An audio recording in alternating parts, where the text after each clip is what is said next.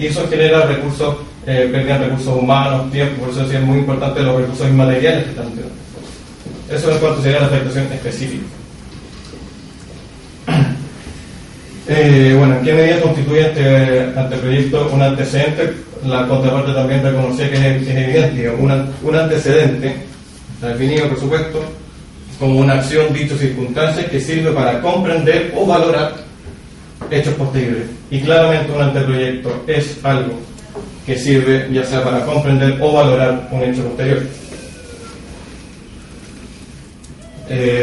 La relación de causalidad o no con la política, perdón, no más relacionado con la certeza de que se va a tomar esta política. Debemos entender, y reitero, la fecha de la solicitud en que se hizo, que es posterior al 11 de marzo, y la respuesta que también fue posterior al 11 de marzo. En este sentido, la nueva administración tiene la facultad y el derecho de ejercer una nueva política migratoria. Y es en ese contexto en donde quizás los plazos que citaba el reglamento de, miren, el 2008, 2007 o el tiempo que sea, en las administraciones políticas del minuto tenían una idea de un proyecto, de una discusión. Ahora la administración cambió y lleva recién apenas 4 meses, y desde el minuto en que se presentó la solicitud, porque tenemos que contextualizar que las respuestas también son ahí, llevaba no más de 10 días. Y a mí no, o sea, sin perjuicio de que no haya certeza de cuándo efectivamente va a ser, si será entre 160, 2 años, 3 años, claramente me parece que al menos a la fecha, 6 meses desde el máximo, que no son 6 meses, desde que asumió la administración, no parece un tiempo relativamente excesivo, sino todo lo contrario, el mínimo por lo menos prudente para discutir la política que se adoptará, y si este proyecto que estaba que obraba en la subsecretaría es lo suficientemente bueno, se condice con las nuevas ideas de la nueva administración. Señor Carmen, ¿le puedo hacer una consulta a usted directamente? ¿En qué afectaría el debido cumplimiento del órgano que se pueda entregar públicamente este anteproyecto? Usted que tiene la experiencia ahí. Yo voy a ser más simple. Efectivamente se elaboró lo que se llamó un anteproyecto, que en el fondo se llamó anteproyecto en el fondo a plasmar una idea de la antigua administración en un documento que incluso, ya que está el representante de RESME, en reuniones verbales se conversó con RESME, se le dijo, mira, estos son los principales lineamientos que tiene esto, sin poder entregar un documento que no había sido ratificado ni por el subsecretario, ni por el ministro del Interior, ni por el ministro de Relaciones Exteriores, ni por Policía Internacional, que son los principales actores, porque aquí hay que, en el fondo, determinar, como dijo Manuel, que la Subsecretaría del Interior no es, si bien la que propone la política migratoria y la que propone la modificación del proyecto de ley, dentro de la ley de extranjería tienen que involucrarse estos otros órganos. Se discutieron con ellos, se les hizo saber, dado, digamos, la ansiedad que producía decir que se estaba trabajando en este anteproyecto de ley. Este anteproyecto de ley, en definitiva, no se logró concretar como proyecto en la administración de la expresidenta Bachelet. Por ende, como es lógico, una nueva administración quiere conocer y quiere ver si eso va en la línea de su programa de gobierno. Y en eso estamos en este momento.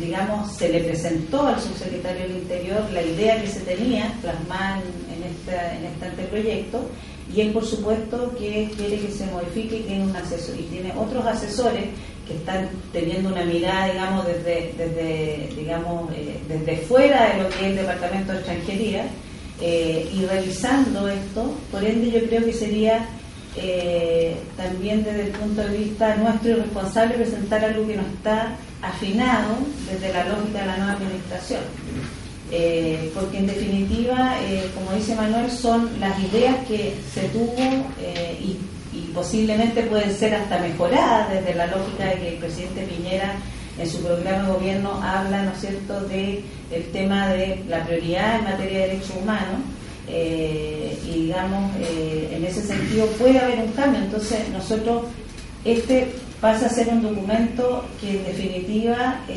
no es un documento actual, porque ellos van en definitiva a imprimir su sello y quieren revisar esto.